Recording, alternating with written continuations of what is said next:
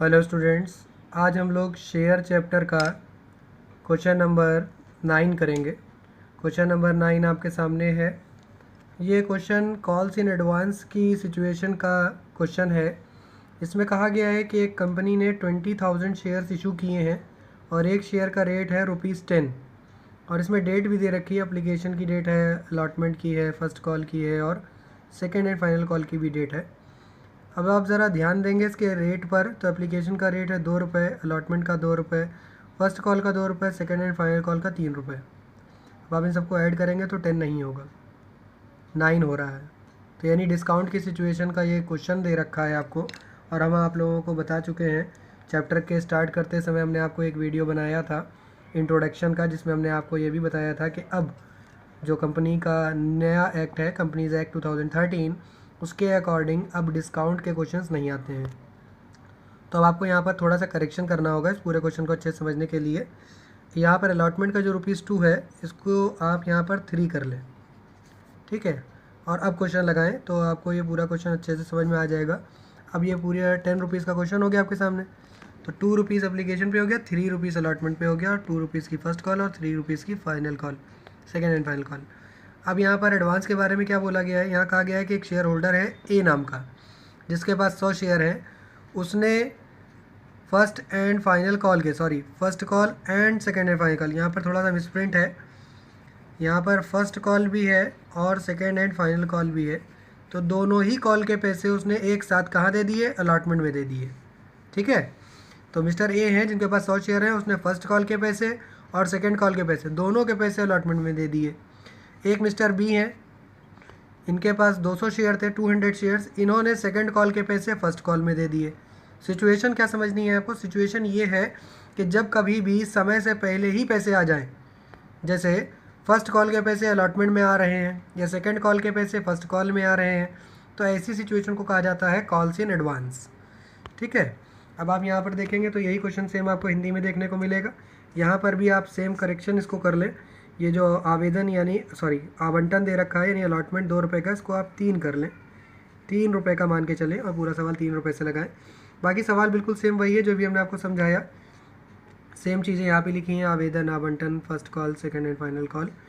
तब आपको समझना क्या है वो हम आपको यहाँ बता रहे हैं कि एप्लीकेशन आपके सवाल में हो गया ₹2 का, अलॉटमेंट हो गया ₹3 का, फर्स्ट कॉल हो गया ₹2 का और सेकेंड एंड फाइनल कॉल हो गया ₹3 का। अब आपको समझना ये है कि एक जो शेयर होल्डर है मिस्टर ए, पहले हम उनकी बात कर लें। मिस्टर ए के पास हैं 100 शेयर, 100 शेयर्स हैं मिस्टर ए के पास, और मिस्टर बी के पास है 200 शेयर्स। दोनों की सिचुएशन अलग है। मिस्टर बी ने क्या किया है, मिस्टर बी ने सेकंड कॉल के पैसे फर्स्ट कॉल में दे दिए हैं।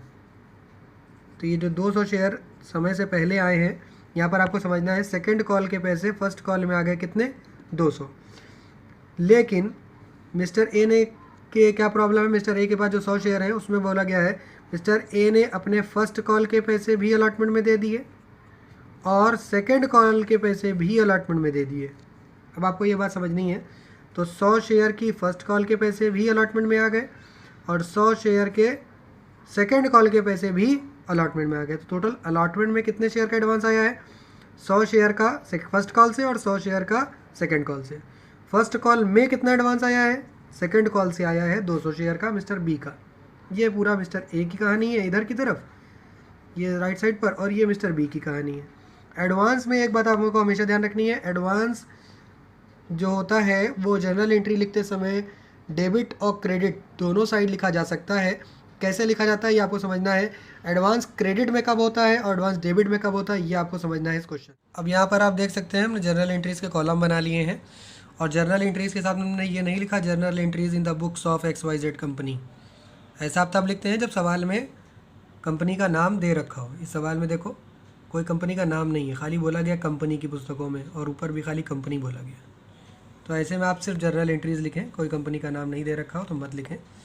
एप्लीकेशन में कोई प्रॉब्लम नहीं है, एप्लीकेशन में कोई एडवांस वगैरह नहीं दिया गया है तो आप एप्लीकेशन की एंट्री नॉर्मली लिख सकते हैं। तो पहली एंट्री होगी bank account debit to share application account, narration हो जाएगा, बीइंग एप्लीकेशन मनी रिसीव्ड, और ये फर्स्ट एंट्री कंप्लीट हो गई। अब इसके अमाउंट को भरेंगे हम लोग। अमाउंट को भरने के लिए आप क्वेश्चन में देखेंगे तो शेयर्स कितने हैं 20,000 और एप्लीकेशन का रेट है 2 रुपये का, तो 20,000 को 2 रुपये के रेट से मल्टीप्लाई कर लेंगे तो हो जाएगा 40,000। ये आपके एप्लीकेशन की पहली एंट्री रिसीव करने की हो गई। इसके बाद इसको ट्रांसफ़र करने की एंट्री लिखेंगे। ट्रांसफ़र करने की एंट्री लिखते समय हम लोग यहाँ लिखेंगे share application account debit to share capital account, share application account debit to share capital account, और वही सेम अमाउंट जो फर्स्ट एंट्री में आपने फिल किया था वही अमाउंट यहाँ पर भी फिल कर देंगे। नरेशन लिखेंगे हम लोग यहाँ पर बीइंग एप्लीकेशन मनी ट्रांसफर्ड। ठीक है बेटा, ये हो गई एप्लीकेशन की एंट्री कंप्लीट। यहाँ पर कोई एडवांस नहीं है, ना ही कहीं से एडवांस आया ना गया, यहाँ पर कोई प्रॉब्लम नहीं थी। अब अलॉटमेंट की एंट्री को हम लोग ड्यू करेंगे। इस क्वेश्चन में आप ध्यान से देख सकते हैं यहाँ कोई प्रीमियम वगैरह नहीं है, तो अलॉटमेंट को सिंपली ड्यू करना है। Share allotment account debit to share capital account. अभी हम बेटा आपको डेट नहीं बता रहे हैं, अभी हम डेट फिल करना बताएंगे क्योंकि इस क्वेश्चन में डेट दे रखी है। पहले आप बाकी की एंट्री समझ लें, फिर डेट के बारे में बताएंगे आपको। नरेशन लिखेंगे being allotment money due. Allotment money due हमने नरेशन लिख लिया। अब इसके अमाउंट को भरेंगे तो अलॉटमेंट में आपका जो अमाउंट है 3 रुपये का, तो 20,000 को 3 से मल्टीप्लाई करेंगे टू 60,000 इसका अमाउंट ड्यू में लिखा जाएगा। इसके बाद इसको रिसीव करने की एंट्री लिखेंगे अलॉटमेंट को, तो लिखेंगे bank account debit to share allotment account, bank account debit to share allotment account, और साथ में हम लिखेंगे to calls in advance account. साथ में हम लोग लिखेंगे to calls in advance account. अब ये कॉल्स इन एडवांस क्यों आया है? अभी हमने आपको बताया था कि एक मिस्टर ए हैं जिन्होंने अपने 100 शेयर के पैसे फर्स्ट कॉल के और सेकंड कॉल के दोनों के 100 शेयर के पैसे अलॉटमेंट में जमा कर दिए। अब ज़रा ध्यान रखें इसमें अमाउंट कैसे भरेंगे। टू शेयर अलॉटमेंट का 60,000, यानी इस समय अलॉटमेंट का 60,000 तो आया ही है, साथ में एडवांस भी आया है। अब एडवांस कितने शेयर का आया है, कहाँ से आया है, ये बात आप अच्छे से समझ सकते हैं। अभी हमने थोड़ी देर पहले आपको ये बताया कि यहाँ पर 100 शेयर का 2 रुपये के हिसाब से, यानी 200 शेयर 200 रुपये फर्स्ट कॉल से आए अलॉटमेंट में, और 100 शेयर 3 रुपये के हिसाब से सेकंड कॉल के पैसे 100 इंटू 3 यानी 300 रुपीज़ सेकेंड कॉल के। कुल मिलाकर के 200 रुपीज़ फर्स्ट कॉल से अलॉटमेंट में आए हैं और 300 रुपीज़ सेकेंड कॉल से अलॉटमेंट में आए हैं। तो इस समय पर अलॉटमेंट में कितने रुपए एडवांस में आए हैं? 500 रुपीज़ एडवांस में आए हैं। तो कॉल्स इन एडवांस जहाँ से भी आया है, कितना इस समय पर आया अलॉटमेंट में, इस समय पर कितना आया 500। इन दोनों को ही ऐड करके हम लोग यहाँ पर लिख देंगे। इसका नरेशन हो जाएगा being allotment money received with advance money of 100 shares. 100 शेयरों का एडवांस भी आया है साथ ही साथ, तो आप इस तरह से एडवांस को लिख सकते हैं। अब आपने यहाँ देखा कॉल्स इन एडवांस कहाँ लिखा गया? क्रेडिट में। अब इसके बाद हम लोग फर्स्ट कॉल को ड्यू करेंगे, जैसे कि नॉर्मली फर्स्ट कॉल को ड्यू करते हैं। एंट्री लिखेंगे share first call account debit to share capital account. ठीक है, अब नरेशन लिखेंगे हम लोग being amount of first call due. First call के पैसे ड्यू कर लिए। अब हम लोग इसका अमाउंट को ज़रा समझें। फर्स्ट कॉल कितने रुपए की थी बेटा? 2 रुपये का रेट था। 20,000 शेयर थे। 20 इंटू 2 करेंगे तो कितना आएगा? 20,000 इंटू 2 करने से आएगा 40,000। तो फर्स्ट कॉल का ड्यू अमाउंट हो गया 40,000। अब इसके बाद फर्स्ट कॉल को रिसीव करने की एंट्री लिखेंगे हम लोग यहाँ पर को ध्यान से समझना है आप लोगों को। काफ़ी इम्पोर्टेंट एंट्री है ये जो हम लिखने जा रहे हैं। Bank account debit, calls in advance account debit, to share first call account और साथ में to calls in advance account. Narration लिखेंगे, being amount of first call received and advance money adjusted। अब यहाँ अमाउंट को ज़रा अच्छे से समझो, इस एंट्री में ध्यान से देखो, हमने कॉल्स इन एडवांस दोनों तरफ लिखा है, डेबिट में भी लिखा है, क्रेडिट में भी लिखा है। अब इसके अमाउंट को आपको समझना है कैसे लिखा जाएगा। पहले तो फर्स्ट कॉल के सामने क्रेडिट में वो अमाउंट भर दे जो आपने अभी ड्यू में लिखा है, यानी कि 40,000। इसके बाद इस समय बात करेंगे क्या इस समय पर कुछ एडवांस आया है, तो वो कॉल्स इन एडवांस क्रेडिट में होता है। तो हमने आपको बताया था कि फर्स्ट कॉल में सेकंड कॉल से एडवांस आया है। सेकंड कॉल से कितने शेयर का? 200 शेयर का। 200 शेयर 3 रुपये के हिसाब से सेकंड कॉल से आया ना, तो सेकंड कॉल से 3 रुपये के हिसाब से आएगा। तो 200 शेयर 3 रुपये के हिसाब से हुआ 600 रुपये। तो 600 रुपये इस समय पर एडवांस आया है, तो पहले तो आपने ये भर दिया। अब यहाँ पर कॉल्स इन एडवांस डेबिट में क्यों आया है? अब आपको ये बात समझनी है कि कॉल्स इन एडवांस जहाँ से आया है, एक तो होता है जहाँ पर आया है, जिस जगह पर आया है वहाँ पर तो हमने कॉल्स इन एडवांस क्रेडिट में लिख दिया, लेकिन वो जहाँ से आया है वो वहाँ पर फिर से थोड़ी ना पैसे देने आएगा। फॉर एग्ज़ाम्पल मिस्टर ए ने फर्स्ट कॉल के कुछ रुपए आकर के अलॉटमेंट में दिए थे, तो क्या वो फर्स्ट कॉल में फिर से पैसे देने आएंगे? नहीं, क्योंकि उन्होंने फर्स्ट कॉल के पैसे तो पहले दे दिए हैं ना। तो फर्स्ट कॉल और सेकंड कॉल दोनों के मिला के 500 रुपये एडवांस में दिए थे, वो पूरे एडवांस फर्स्ट कॉल के थोड़ी ना थे। इस समय हम फर्स्ट कॉल की एंट्री कर रहे हैं, तो फर्स्ट कॉल की एडवांस रकम कितनी थी? 2 रुपये के हिसाब से 200 रुपये थी। तो 200 रुपये फर्स्ट कॉल के, इनके 500 में से 200 रुपये यहाँ पर एडजस्ट हो गए, इसीलिए हमने यहाँ एडजस्टेड लिख दिया है, क्योंकि रिसीव भी हो रहा है और एडजस्ट भी हो रहा है। तो 40,600 क्रेडिट का अमाउंट है, 40,600 क्रेडिट का अमाउंट है, उसमें 200 रुपये कम कर दो, बाकी बैंक में भर दो 40,400।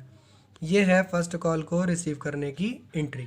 अब आप यहाँ देख सकते हैं इस तरह से आपको कॉपी पर लाइनिंग बना लेनी है, पूरे ही सारी एंट्रियों के बाद सब जगह पर इस तरह से लाइन बना लेना है। और अब ज़रा आपको हम डेट बता दें, ज़रा डेट पे आप आएँ तो आप ज़रा यहाँ देख सकते हैं कि एप्लीकेशन की, यानी सबसे पहले आवेदन की डेट है 2015 1 अप्रैल।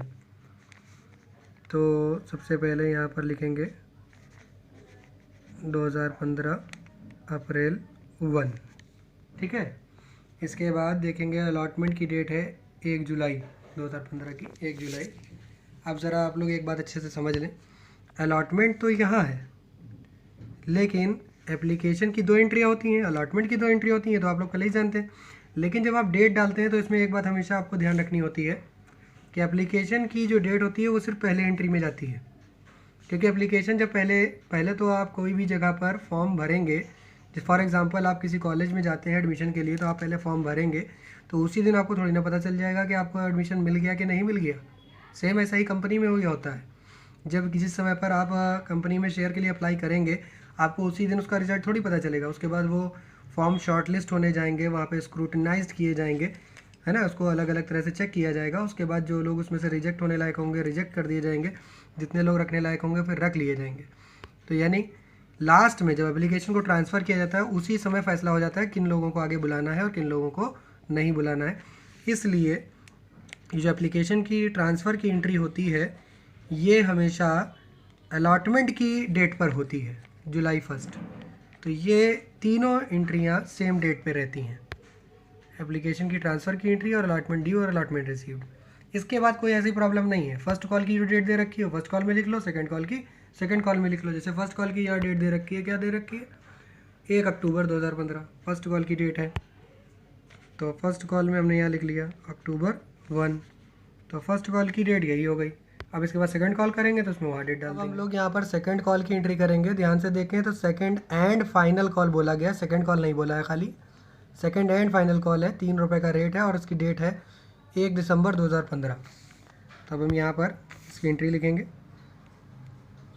ईयर बाद में लिखने की ज़रूरत नहीं, ईयर तो आप लोग सबसे पहले लिख लेते हैं, 2015 लिख लिया, बस बहुत है। अब यहाँ पर आप सेकेंड एंड फाइनल कॉल को ड्यू करेंगे तो लिखेंगे share second and final call account debit to share capital account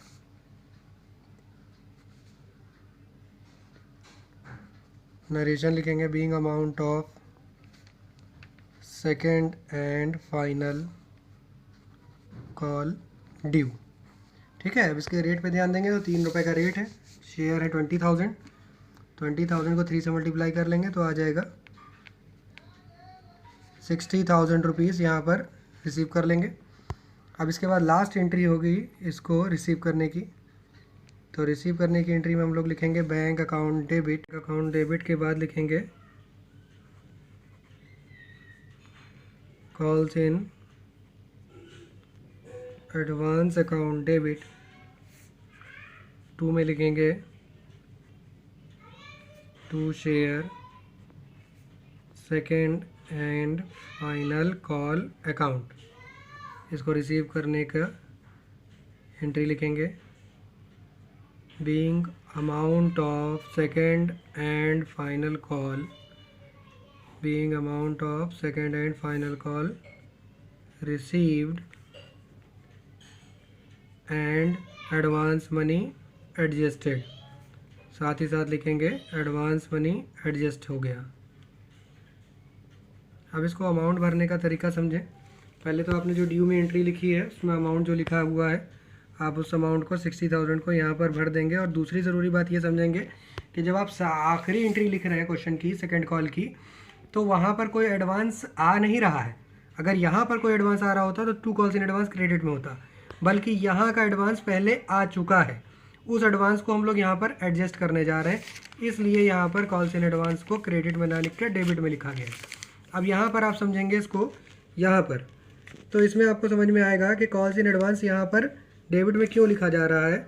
तो सेकंड कॉल के 200 शेयर के पैसे फर्स्ट कॉल में भी गए थे और सेकंड कॉल के 100 शेयर के पैसे अलॉटमेंट में भी गए थे। तो सेकंड कॉल से कितने रुपए पहले ऊपर जा चुके हैं, तो अगर अमाउंट में इसको एक्सप्रेस करें तो सेकंड कॉल के 200 शेयर के हिसाब से 2 3 जा 600 रुपीज़ मिस्टर बी की ओर से गए हैं, यानी सेकंड कॉल से पहले ही जा चुके हैं, और 3 × 100 यानी 300 रुपीज़ मिस्टर ए की तरफ से जा चुके हैं। तो टोटल सेकंड कॉल के 900 रुपीज़ सेकंड कॉल से पहले ही ऊपर आ चुके हैं। इट मीन्स अब जो शेयर होल्डर आएंगे वो ये 900 रुपीज़ पे नहीं करेंगे, क्योंकि ये लोग पहले ही पे कर चुके हैं। तो अब जो अमाउंट बैंक में आएगा वो इसमें से ये लेस करने के बाद भरा जाएगा 59,100। और यहाँ पहले से आप लोग पेंसिल से लाइन बनाया करें, बाद में इसको पूरा रब करके कंप्लीट कर लें। तो ये पूरा का पूरा क्वेश्चन अब बनकर कंप्लीट हो चुका है।